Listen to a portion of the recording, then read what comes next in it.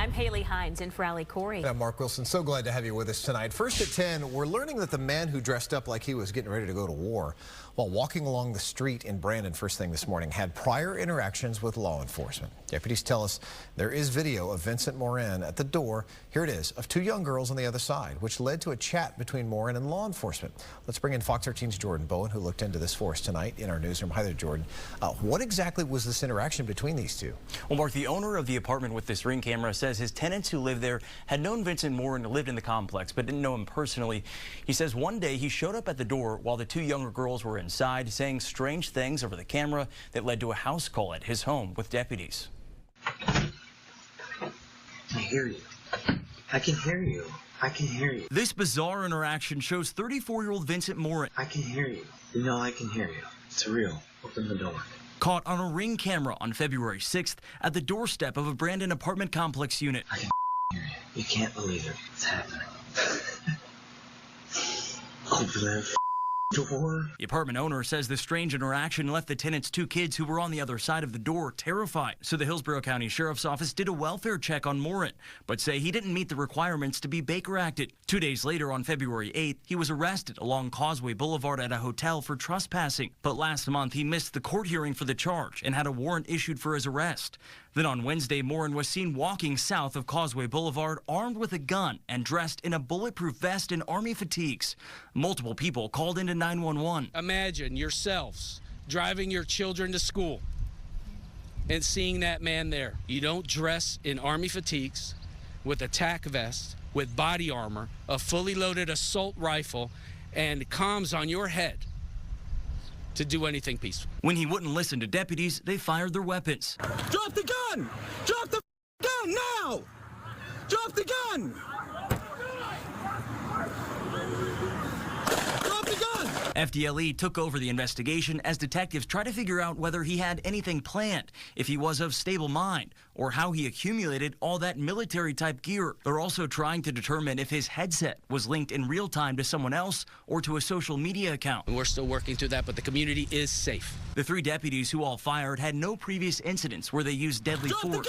One of them has been with the department for 35 years. The other two have been on the force for a year or under. The sheriff's office says they're relieved they reacted the way they did. And in light of the FSU shootings just recently, what could have happened here today? What could have happened here today? And the FDLE is now handling the investigation. The three deputies who fired their weapons have been placed on paid administrative leave as they investigate. It's still not clear what Morin's motive was here for doing this. Mark? First up here at 6, a Venice man is recovering after what he says was a surprise attack from a man who wanted to kill him. The victim's covered in cuts and scrapes and has quite the story, but he feels quite lucky to be alive. As Aaron Mesmer reports for us now, there's also concern the attacker has not been caught. Nightly stroll through his neighborhood in Venice took a violent turn right as he got to that corner. He was on top of me so fast. I mean, I was shocked. A.J. Tundo's arms are covered in cuts, but he believes that's likely why he's still alive. He came running out of that bushes, holding his bike with one hand and slashing me. He just came out slashing. Moments before that happened, A.J. heard a threat from a man hidden in the bushes. When I got about right here, I heard, "I'm gonna cut that throat." A.J. did everything he could to defend himself from the attacker, who he believes was armed with a box cutter. Put my arm up here to keep away, and I used this hand. So he got me here, here, but at least he didn't get my throat. The man also sliced the back of A.J.'s neck. However, this may not be their first run-in with each other. A couple days earlier, A.J. says he caught someone breaking into his shed. I hit him first in the head, then I hit him in the shoulder. The guy got away, only to show up again later that night. Angry, the victim had called 911. A.J. believes that was the same man who tried to kill him. So the first night, I was in shock. The second night, I started realizing I could have been killed. Today, I'm scared. He hardly wants to leave his house, even to take another walk through his neighborhood, especially at night. The Sarasota County Sheriff's Office is investigating, but no arrests have been made so far. I feel like this guy's going to try to kill me. I truly do. The victim says he chose not to go to the hospital the night of his attack because he needed to get home to take care of his wife, who is sick. He says he's a quick healer and expects to recover in a matter of days. In Venice, Aaron Mesmer, Fox 13 News. New details are emerging tonight about the man who was shot and killed by Hillsborough deputies yesterday while carrying an assault rifle and wearing tactical gear. Vincent Morin was seen walking down a busy road near the corner of Providence Road and Causeway Boulevard in Brandon. Tonight we are learning he was a U.S. Army veteran. Fox 13's Kylie Jones spoke to some of his friends today and joins us live with what they're telling us. Kylie. Yeah, and some of his friends tell me that he had struggled in recent years with PTSD. Now, they say they don't fault law enforcement for acting in this situation, but they say this incident wasn't like the person that they knew. I got him. Right here, right here, right here, right here, right here. These are the moments Hillsborough County deputies drew their guns Wednesday morning as a man walked down the street, suited in tactical gear with a rifle. The scene shut down part of the road near Causeway Boulevard. That man was 34-year-old Vincent Morin. For those who knew Morin, it was difficult for them to take in. He was not a hostile man by any means. Colton Olam spent years with Morin in combat. He says Morin was a retired U.S. Army Staff Sergeant who served multiple deployments to Iraq and Afghanistan. The Army and the military was his life. That was what he was dedicated to. That was his niche and what his passion was. So when he was discharged due to medical injuries, that I believe that tore him apart. Olam says Morin had struggled with PTSD since leaving the military. PTSD is what really was the main roots of this entire incident, I think. On Wednesday morning, deputies said Morin ignored orders to drop his gun. Drop the gun! Drop the gun now! Drop the gun! Drop the gun! Ultimately shooting and killing him. Police have to do what they have to do given the scenario and everything. I'm not blaming them for anything. Florida's not an open carry state. I understand that. There was school children out and whatnot. Whether the situation could have been prevented, it's not certain, but something that his loved ones are now coping with. Every person's different and every situation's different. So how do you put a blanket on that? You know, how do you put that all compiled into one resource when everything's unique? FDLE is still investigating this shooting, which is protocol anytime there's a shooting involving law enforcement officers. Guys. So many layers to this, but he certainly paints a better picture of what could have gone wrong here. All right, Kylie, thank you.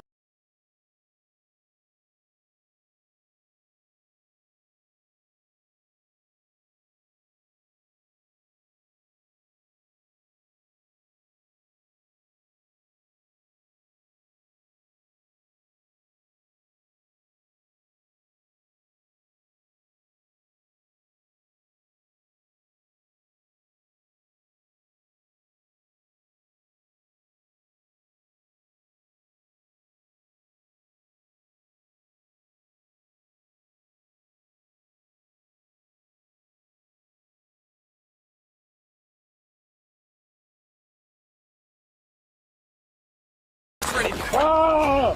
My shoulder! Ah! My shoulder! Ah!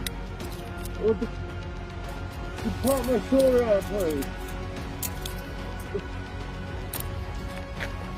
What did I do? My phone's underneath the car, dude. What did I do? He's got a weed in plain view right here. You got a medical marijuana card? What I do? You got a medical marijuana card? What did I do? You got a medical marijuana card? Okay, cool. At approximately 7:24 a.m. this morning, just south of Causeway and Providence Boulevard, we received multiple calls to our dispatch center. Those calls were from concerned community members here driving to traffic. Let me paint the picture first. 7:24 a.m. Parents taking their children to school. Community members going to work. What were they calling for?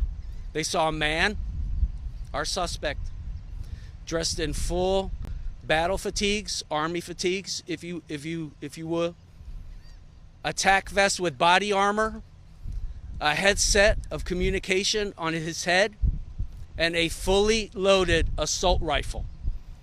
Imagine a mother or a parent taking your child to school, looking to the left or looking to the right and seeing that man. Immediately, multiple deputies responded to the scene. Deputies arrived on scene. Multiple commands were given to the suspect. Drop the weapon, drop the gun. He did not comply.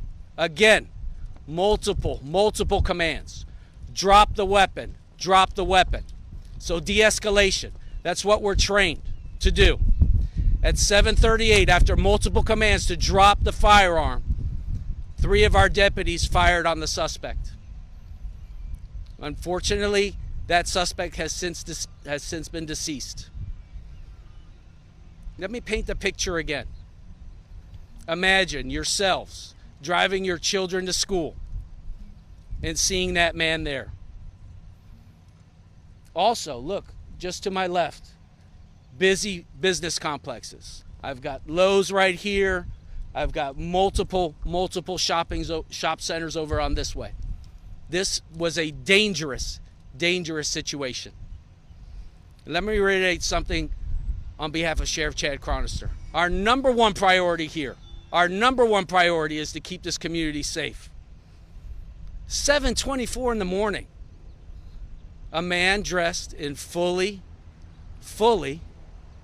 armed fatigues, a fully loaded assault rifle, body armor with 2 magazines in his body armor. I cannot get into the identity of the suspect right now. Next of kin has not been notified. As per our policy, FDLE will be conducting the use of deadly force investigation. Joining me up here is Florida Department of Law Enforcement Special Agent in Charge Mark Brunell, and then to my right is the Madam State Attorney Susie Lopez, which I thank their partnership. The deputies involved are Lieutenant William Gurgel. He has 35 years of service. He has no prior uses of deadly force. Deputy Matthew Fluck, 1 year of service with the Hillsborough County Sheriff's Office, no prior deputy-involved shootings. And Deputy Courtney Baldwin, 6 months of service with the Hillsborough County Sheriff's Office, no prior deputy-involved uses of force with the Hillsborough County Sheriff's Office. And let me just end this before I take some questions. The number one priority for Sheriff Chad Chronister is the safety of this community. Violent crime has no place here, as you, my partners behind me, agree with. And in light of the FSU shootings just recently, what could have happened here today? What could have happened here today? I'll take any questions. Just a reminder, preliminary investigation, I'll do my best. Do you have intentions, sir, of carrying out a mass shooting? That we don't know, and that's for the Florida Department of Law Enforcement to get into. All I can tell you is this. 3 deputies responded to this scene and had to use deadly force. Those deputies put their uniforms on today. They knew maybe in the back of the head they had to use deadly force if a situation occurred. That suspect, whatever his intentions were not peaceful. You don't dress in Army fatigues with a tack vest, with body armor, a fully loaded assault rifle, and comms on your head to do anything peaceful. Have you gotten any calls from anybody who said, yes, I was worried about him, I knew something was up with him recently, or have you found anything on his person or in his apartment or wherever he lives that indicates what his motives were? I'm not asking what they were, I'm asking have you found anything like that? Yes, sir. Great question. I can't get into that, unfortunately. It's still part of the early onset in the investigation, but great question. Can you tell us if there were any communication? Obviously, there was a lack of time the deputy showed up, ordering him to put down his firearm. Was there communication back and forth between those deputies on that individual, and what might that have led to these deputies? So multiple commands were given to the suspect to drop the firearm. Did he indicate what his intent was in any way? I can't get into that right now. I'm sorry, ma'am? How long did they talk to him? I know that we were here at the comm center, received calls at 7:24. Shots were fired at 7:38. So I can't give you a specific time frame of how long the de-escalation was. But remember, the man is armed with an assault rifle in this community, in the middle of rush hour. Multiple commands to drop the weapon. Multiple commands. Drop the weapon.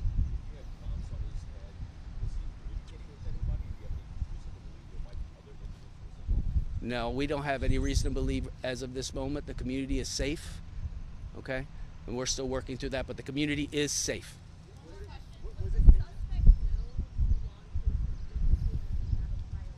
So his criminal history has some misdemeanor charges. He has a trespassing misdemeanor charge, which he was arrested for, which is a misdemeanor, and also he had possession of marijuana. A misdemeanor possession, but no violent criminal history. No, he is not a convicted felon. He does not have any type of that. At any point, did he point the gun at anyone? I'm sorry? At any point, did he point the gun at anyone? He was holding the firearm, and I mean, it's still early in the investigation, but he did not comply with commands. When it comes to this idea that he had the communication device on, was it connected to anything? Was he live streaming something? Was there anything like that? Still working through that, sir. All right, thank you. Now, this is the definition of a Florida man and an American patriot. He jumped into an alligator-infested lake in Lakewood Ranch to save a bald eagle's life. He said he didn't even think twice about it, but he did ignore his wife's warnings. Saturday was the opposite of a relaxing day for Doug Hay. I was in the living room and I heard a crash in the lake and I looked over and it was an eagle. He says there was a midair fight between two eagles and one ended up in the lake in his backyard. It's a huge splash.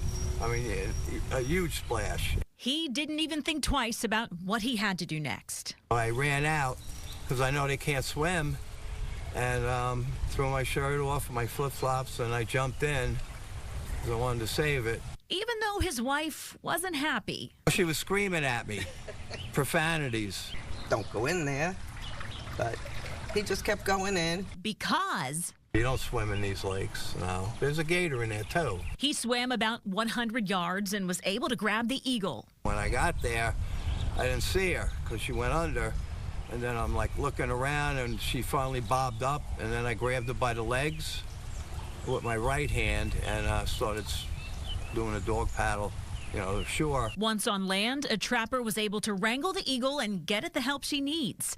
While Doug says he'd do it again. That would be in my head the rest of my life, you know, I couldn't save this bird, so I had to do it. Because that patriot loves animals and the USA. I just wanted to get the eagle to save it, you know, because it's our national symbol. You know, it's freedom. It's America, you know. Yes, well done. Doug did get a scratch on his arm from the eagle's talons, but he's okay. The eagle made it out of surgery and is expected to recover. And Doug says he hopes he can go visit her while she's receiving treatment in Venice. Maybe she'll say thank you. Give him a little, that would be lovely. You do an excellent eagle screech. You got to wonder what the eagle's thinking as it sees Doug swimming to, you know, right. I've just lost this battle with this superior eagle. Right. Now this Florida man's coming at me, but no, he's here to save you. It still looked like she was fighting him a little bit on the way out. Oh, you can't play. An eagle's going to eagle, right? Good job by Doug, though. All across Florida, people with severe disabilities are suffering without the help they need. Our state government provides services to around 35,000 developmentally disabled residents living at home. But more than 20,000 others have been stuck on a waiting list for years. Chief Investigator Craig Patrick continues his series tonight with the problem and the push for solutions.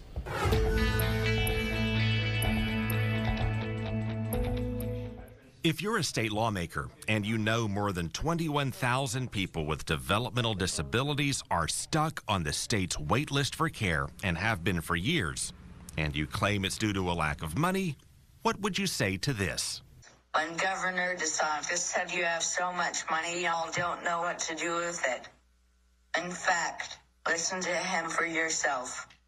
We've got a big budget surplus. I don't need the money. You guys save your money. I don't know what what to do with all this money as surplus is so big. Sir, this is a prop. Thank you for listening to me. This is J.J. Holmes, and that was not the first time state lawmakers tried to cut him off. For the past year, we've followed J.J. from his home in Seminole County to the Florida Capitol, to legislative meetings through the Tampa Bay area and all across the state. Okay, Miss Ellison, we have 3 minutes for J.J. In this meeting, he thanked the state's Agency for Persons with Disabilities for finally getting him service after 18 years of waiting. But let's be real, that's not exactly something to celebrate. I mean, it's devastating to know that 18 years that he's wasted and that money was just sitting there unspent. At this point, you can probably guess what happened before JJ's 3 minutes were up. Allison. Because in May, Governor DeSantis said, and I quote, "Thank you, You've got JJ. a big budget, sir." J.J. Holmes knows how to get state lawmakers' attention and push their buttons. And they've said that's exactly what they need. Thank you very much, JJ. In 2024, after we aired J.J.'s story and followed him through the halls of power that year, Nice to meet you, Leader Driscoll. You are amazing. the legislature responded. And so this is not me who put this bill on the agenda. It was JJ.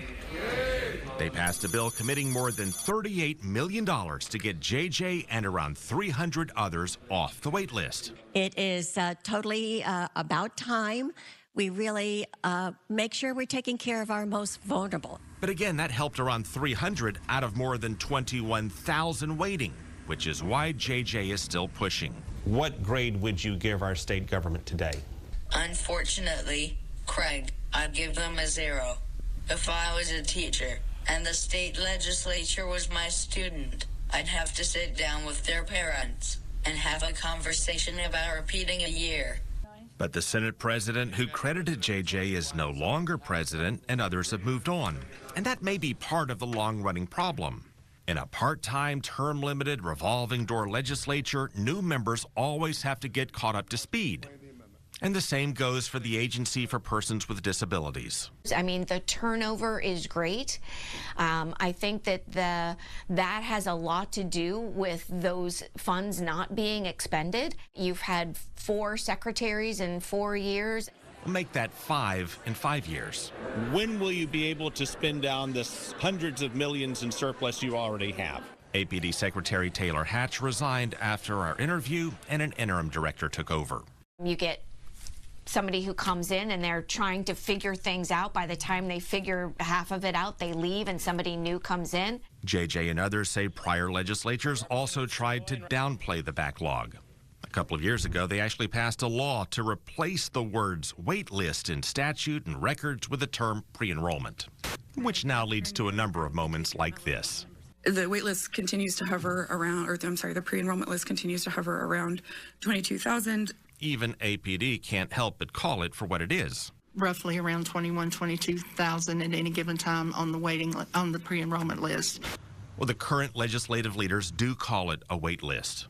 And they are taking steps to try to clear the backlog. But JJ fears one of their biggest moves could backfire. I'm scared, and I don't understand why they're doing it. The state opened a voluntary pilot program for home-based services in parts of the state. Families can give up their spot on the wait list and get support through a private managed care plan instead of waiting to get it directly from the state. And lawmakers have interest in expanding it to everyone on the wait list, whether they want it or not. It looks great that you've got all these benefits, but when you actually try and use them, then you just hit a brick wall. You slam into a brick wall. Allison is referring to their experience with private managed care through Medicaid for medical benefits. They're not happy with how it tends to JJ when he's sick. So the idea of extending it to his daily living needs concerns the Holmes and others who need similar help. The health insurance private sector is really not set up for long-term care. It's set up, you're sick, we'll get you healthier, you're good to go. For the past year, Allison tracked how JJ's medical appointments turned out with Medicaid's managed care system. 34 rides didn't show up. Out of how many? Out of 40, the last 40. And then they'd say, we've resolved your complaint, resolved your grievance. We'd get a letter, and the same thing would happen next time. JJ continues to travel across Florida to discuss this with state lawmakers. He said he also has questions for Governor DeSantis, but can't get through to him. So we closed our interview by asking him what exactly he'd like to ask the governor, and said we'd pass it along. Why do you go around the state bragging about how much money you have in the surplus while there's a massive wait list? Would you have your kids on managed care if they have complex medical needs, which 34 out of 40 rides don't show up? Please let me ask you some of these questions and more. I'm sure Craig Patrick would love to cover our conversation. Thank you. We emailed JJ's questions to Governor DeSantis and have not yet received a response. We have much more on the wait list and the toll that it's taking on families on the Fox Local app. You'll find our full series and 2 30-minute specials called Waiting for Help. Craig Patrick, Fox 13 News. Hospital. We are seeing body cam footage of deputies encountering a man who was walking along a busy roadway in Brandon with an assault rifle and tactical gear.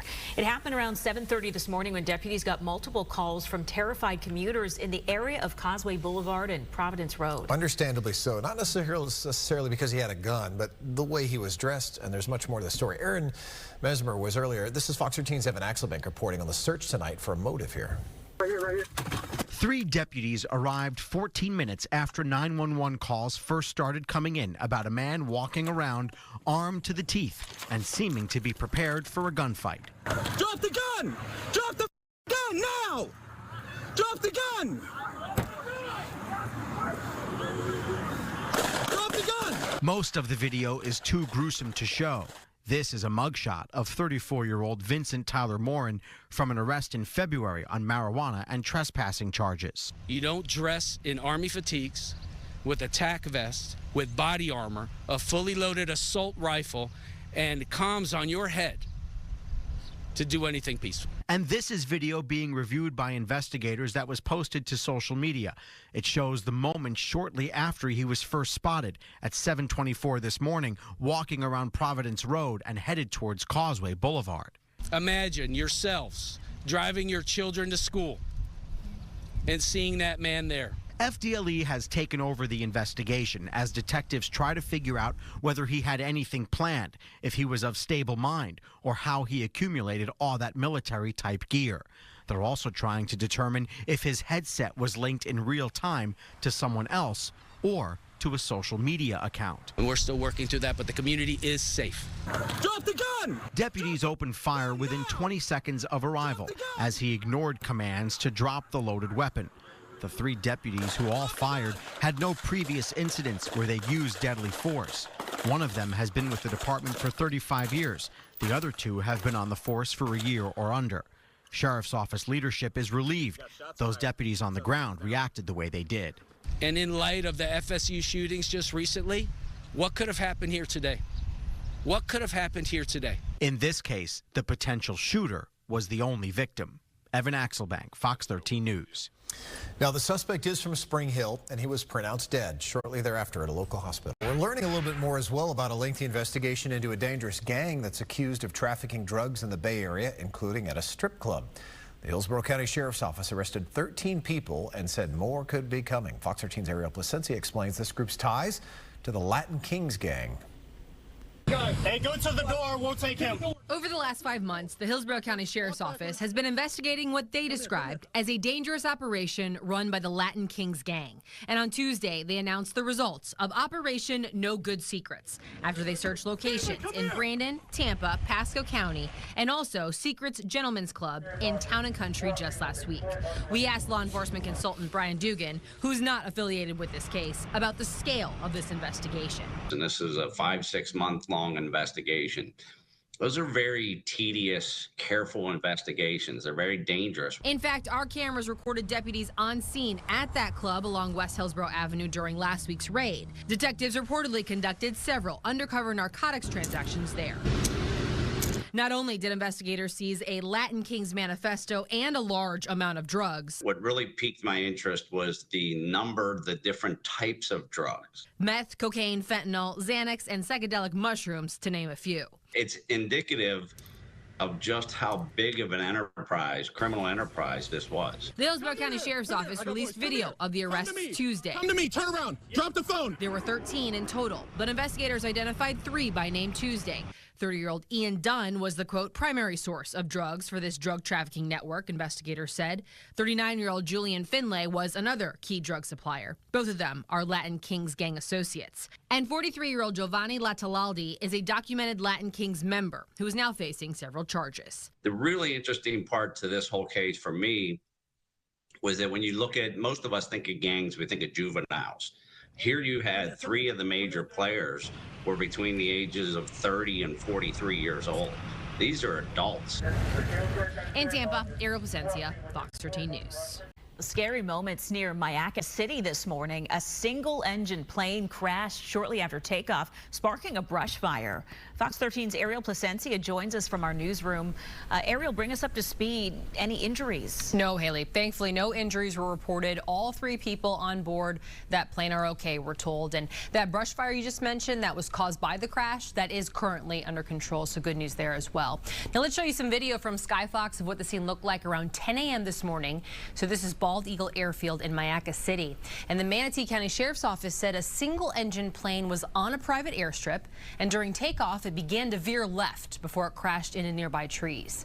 The pilot, 35-year-old Christopher Mistro, the co-pilot, 35-year-old Timothy Vasiloff, and 34-year-old passenger Alyssa Vasiloff were all able to exit the wreckage safely. And again, thankfully, nobody needed emergency treatment. Crews then worked to put out that brush fire we mentioned that investigators say was caused by the crash. That fire at this hour under control. Now, I briefly spoke to one of the co-owners of Mayaca Head Aviation. It's a flight school that opened in January of this year, and he told me that they were leasing the aircraft involved in this crash to the owner. And again, they're very happy that everybody is okay. And the FAA now further investigating the cause of this crash. We've also reached out to the owner of that private airstrip where this happened, and we'll let you know when we hear back. But again, Haley, just happy to report that everybody's okay. When you get the news that a plane crashed this morning, you always hope for the best. And again, no injuries. Yeah, absolutely. That's quite a scene left behind too. Really, what a blessing that they were able to walk away from that. All right, Ariel, thank you.